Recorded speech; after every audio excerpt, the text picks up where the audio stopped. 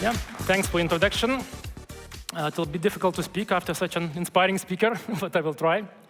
First of all, yeah, again, thanks for inviting. Great to see such a big audience in the room of cybersecurity professionals. I hope my topic will be involving and interesting to you today. Short intro about myself. My name is Tomas. I'm from Vilnius, Lithuania. Working with microsecurity about 10 years already. Currently as cybersecurity solutions engineer, consulting our biggest customers in the region. So I have seen big evolution of Microsoft security products in 10 years. Also how our security environment involved, including you as a customers in terms of maturity. And of course, my topic today will be also about AI, as you heard. But I think in Microsoft, we do it in a bit special way, or maybe a bit different, I think, as other vendors. So hopefully, I will explain that, how we do it. And also not only how to use AI in the SOC, but also new enhancements, such as agentic AI. So probably, maybe you already started to use agents, AI agents in your business. Maybe somebody are using it already. Not yet, great, I see a few hands. So yeah, we see that in the business, AI agents already are starting to help a lot to solve certain problems, to automate a lot of things. And we hope that for security also, it will be a huge benefit going in the future. Still, we would need agents, of course, and SOC analysts in the SOC, but we believe that some part of task could be handed over to the agents, which will be more autonomous, self-learning, dynamic, and adaptive. So I will talk a bit more about that. So for a warm-up, of course, as every security presentation, we start from some numbers. Those are from our cybersecurity defense report. Every year in Microsoft towards the end of the year. So in a few months, we'll have a new report. We publish what we see in terms of vulnerabilities, how biggest hacker groups are working, what are main threats. So I took some numbers from that report here as well. And as we have heard also in other presentations, AI is used more and more to generate attacks against our environments, and especially for phishing.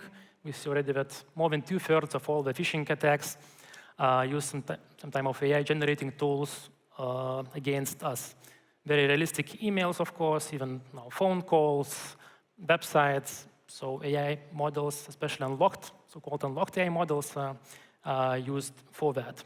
Also, what is alarming, as you can see as a second figure, that 66 alerts approximately per day are for data security alerts, meaning that we get more exposure to data getting leaked, or especially now when we have thousands of third-party AI solutions in the market, we see also that it's a huge risk that company data is leaving and leaking to those third-party AI solutions, which needs to be, of course, verified, controlled, and only approved and secure solutions used in the organization. And then, as attacks are getting more and more serious, we have more of them, of course. Especially if we have smaller team, less tools, we are starting to miss lots of those alerts. And you see the last number that still quite many people admit that they haven't covered even high severity alerts during the year. So to summarize, of course, we need to use also AI for our defense, as attackers are using AI against us. So, of course, it makes a lot of sense to use AI in our defense tools in the SOC. And how in Microsoft we recommend building the resilient SOC. We call it also predictive SOC. It's in 4 pillars. So first one, it's about so-called exposure management, as we call it, or vulnerability management, as you know it. So trying to collect all your assets in one place and to see your security posture of those assets, how you patch them, what are vulnerabilities, either automatically or manually mapping your critical assets. So system can see the overall security picture and draw you the possible attack paths. For example, if some servers are exposed to the internet, maybe, do you have a possible attack path to your critical assets, your domain controllers, your maybe sensitive servers, and so on. And yeah, here it's very important to automate it, to do periodic scans, to check your security posture against ransomware and some different attacks. Then we can move to a second phase, so-called contained breaches, self-defense and attack hardening. Here it's more about how you manage your incident queue. Can you quickly distinguish Is it pre-breach or post-breach incident? And this is the area we can already see that we could apply a lot of AI solutions here, and also modern XDR solutions have so-called automatic attack disruption. Yes, so based on the signals, XDR, for example, can block the user, isolate the machine, and so on. So we apply already some kind of automation here. So the second step would be use, of course, AI-based detections and block something. And you will see that going forward, you could also use the AI agents here, especially starting for post-breach incidents, like, for example, triaging phishing incidents or alerts, for example, checking the security configurations, and so on. So you can remove a lot of reactive analyst work already using AI in the second step. And the third step, it's already after you free up your analysts maybe from first two steps, it's to focus more on learning, proactive hunting, focusing on preventative maintenance in the SOC. So people in the SOC, have more time to do that. And of course, the last part is once, of course, you gather all your solutions in one place, it's important to break the silos between IT and security solutions. So you have interconnection, you have integration, of course, in your security operations center between maybe different vendors. If it's the same vendor, also to integrate everything together, so you have better insights what is happening. You can apply more automation in this case, because it's easier to do than between different vendors or different solutions, and continuously improve all the cycle going forward. And I will show example how we do it in Microsoft. Of course, it could be different vendor SOC or different solution, but this is the layered approach we take in Microsoft. So our base layer, it's our Microsoft CM solution, which has, as you see, a lot of hundreds of connectors. So basically, you can connect any data source, be it on-premise solutions, cloud solutions, hybrid solutions. So we can take the data into the platform. First step, we, of course, correlate it with threat intelligence, either from Microsoft or also enhancing with other solutions. And it gives us visibility, so-called exposure management, which is the next layer. We can see, as I mentioned, our security posture, what we need to patch, what we need to update, what are possible attack paths, how to protect our critical assets, what to improve. And then the last three layers, basically, it's our XDR and CM platform, where you could apply already the automation, both for security policy checking, triaging the incidents, and so on. So on the platform level, this is our view how to build this predictive SOC. And of course, AI layer, we call it Security Copilot, is integrated into all those solutions already natively. We call it Security Copilot in Microsoft. Maybe you've seen many copilots, which we have in different solutions. So Amplified Copilot, Copilot for GitHub, and others. So for security, we have specially developed and trained Copilot, which is directly integrated through the connectors to all our security solutions. Plus, of course, you can connect third-party solutions as well. And this solution is specifically trained for the skills, which you can see on the slide. So incident triage, reverse engineering, Office scripts, for example, troubleshooting different policies, IT issues. And from first adopters, we can see that already this solution can remove about 30% of all the time or mean time to investigate those incidents. And shortly, I would like to tell how the Security Copilot is working, the main idea behind it. So, of course, you can do prompting. You can interact with the solution with human language. It receives a response. We have two ways to do it. We have a separate dedicated portal where you can query all the different connected solutions.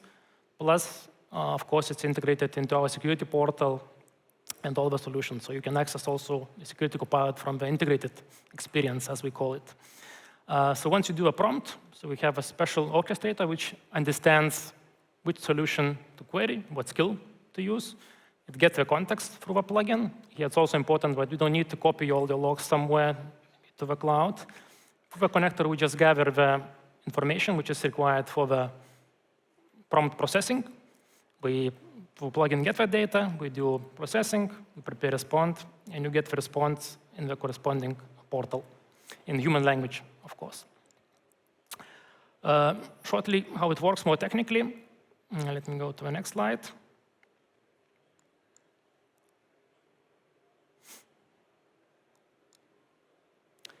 Yeah, so first of all, you do a prompt from either integrated experience or from a dedicated portal. So we process this request through a plugin, as I mentioned, either it's native Microsoft solution or third-party solution. So we do so-called grounding when it gets to the special prepared LLM model. And also it's very important that the data is not flowing somewhere because we use, for example, ChatGPT as one of the models in the solution. It's not going to OpenAI. Everything is happening in your environment, in your tenant. So we host those models for you in our data centers. And we are working, for example, in EU data centers in your responsive tenant. So we have this trust boundary, which is around this security copilot solution. So we process your prompt in the LLM. If needed, we can go back to do an additional grounding to get more context on your response. And then we prepare a response and provide back to you. And as I mentioned, it could be querying threat intelligence information, querying CM solution, XDR solution for something, or third-party solution, preparing reports maybe for CISO. You can automate, for example, say, send me the report of biggest threats or top 5 incidents every morning to this email, and Copilot can automate and do the same prompt every morning, and you will get such kind of email. So this is kind of the first step, which we're doing currently with this integration of Security Copilot. So the recent innovation is using so-called Security Copilot agents. So agents are also kind of specifically trained smaller AI solutions, very good in smaller specific tasks. And they continuously learn from feedback, so you can give feedback in human language. We will learn from that. Also, they will learn from analyzing, for example, different incidents and information. They work more dynamically. I will show in the next slide why.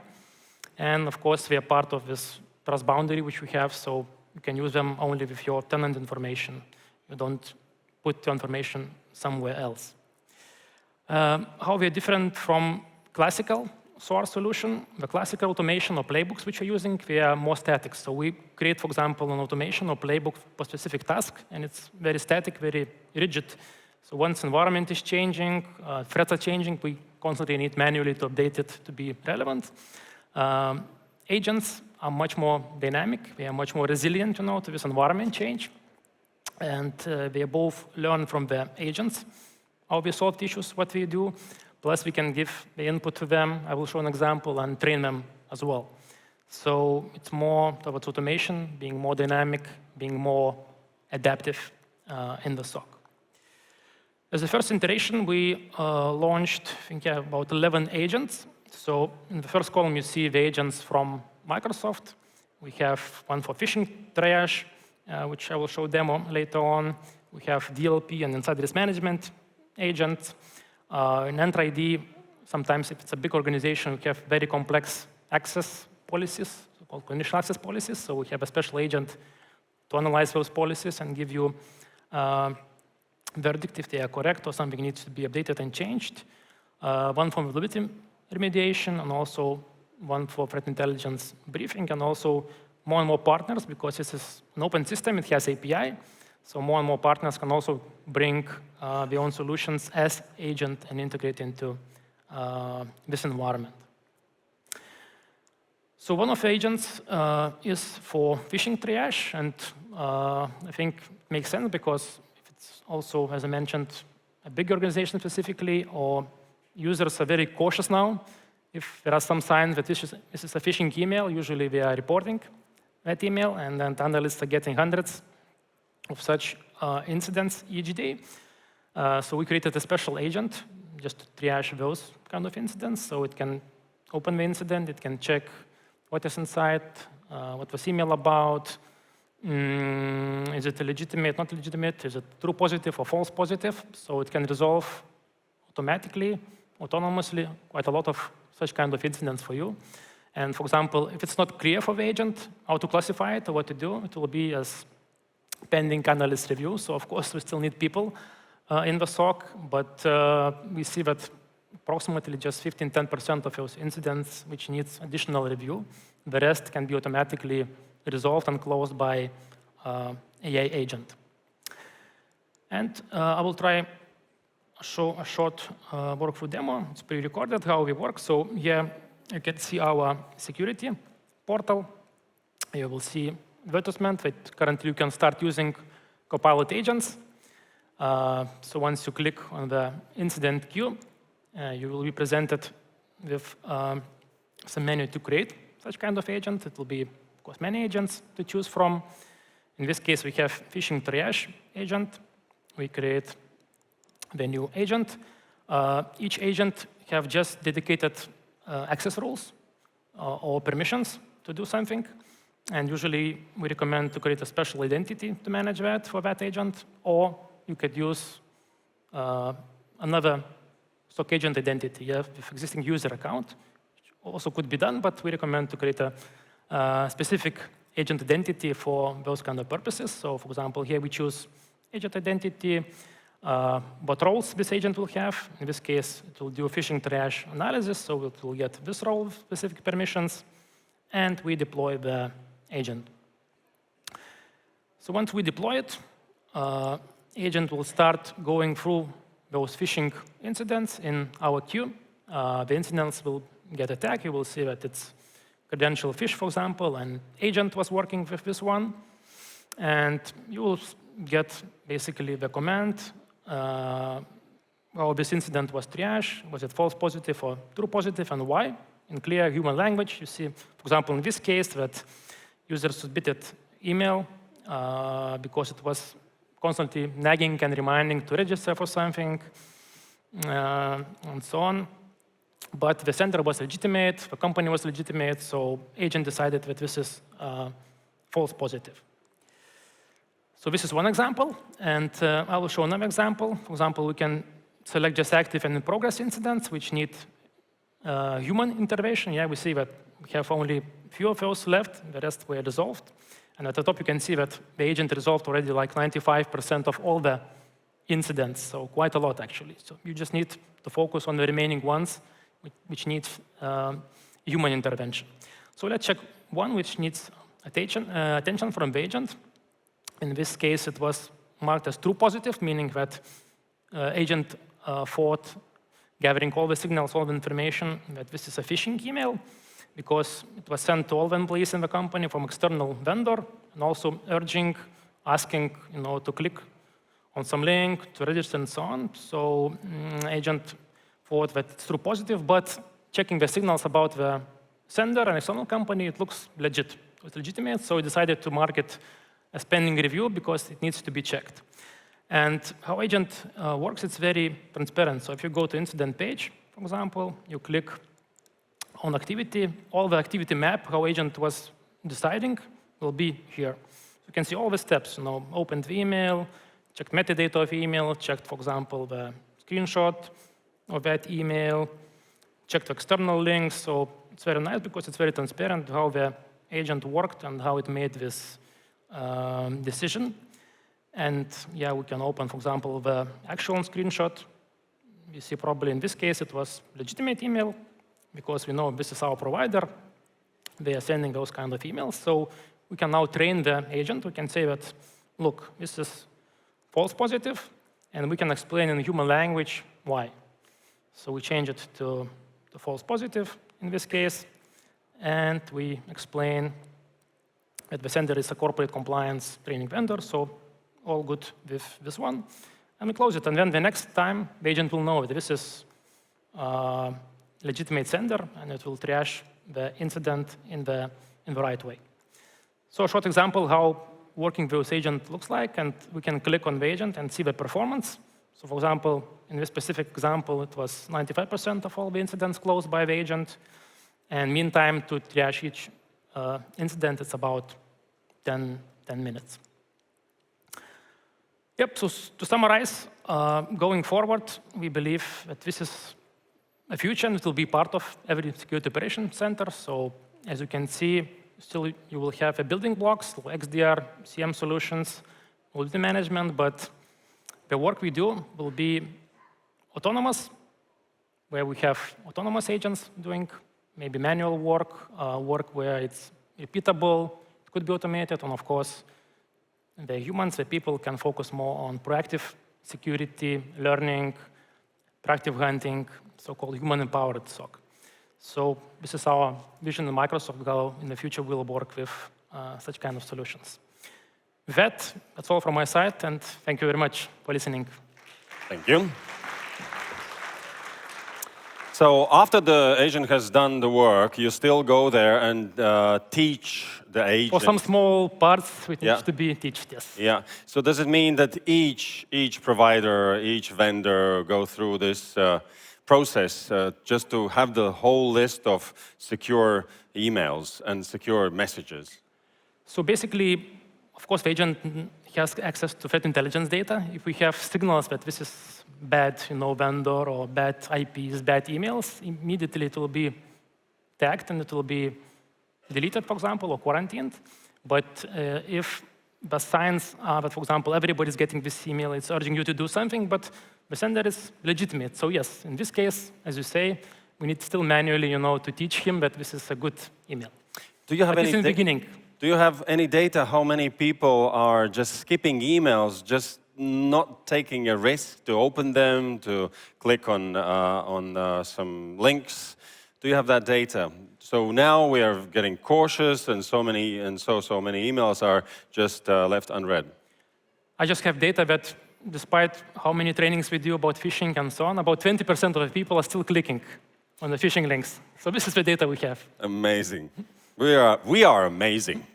Well, that's why you all have job, and you will have it. If partner we marked as legitimate gets breached and used for phish attack on our company, will Copilot still close incident as false positive? I think it depends. If we have already the threat intelligence data, that something changed. So I think it will be actual. Each time agent will There's a threshold of changes. Each time the agent is evaluating all the signals which he has. Of course, it has the ability to learn, but each time it checks again the threat intelligence data, checks other signals, and then it's making the decision. Do you have a database where you feed in all the reports and all the breaches concerning your partners, let's say? It's part of our central threat intelligence feed. So yes. Okay. Then how will agentic AI solutions in cybersecurity be packaged in Microsoft licensing framework? Are they part of existing suites bundled into E5 or standalone add-ons? It's an add-on. It's paid as Azure service, so basically you pay for consumption. It's not a per-user license, but you need to pay for consumption. Monthly? GPU resources per hour, basically. All right, yeah. Because we are reserving the GPU capacity for you to do the prompting, to use the agents. So basically, you pay for reservation of that capacity. Thank you. Any other questions? Hands up. No. Any suggestions? Objections? Well, then please meet our partners there at the booth with all your questions and requests. Thank you very much. Thank you.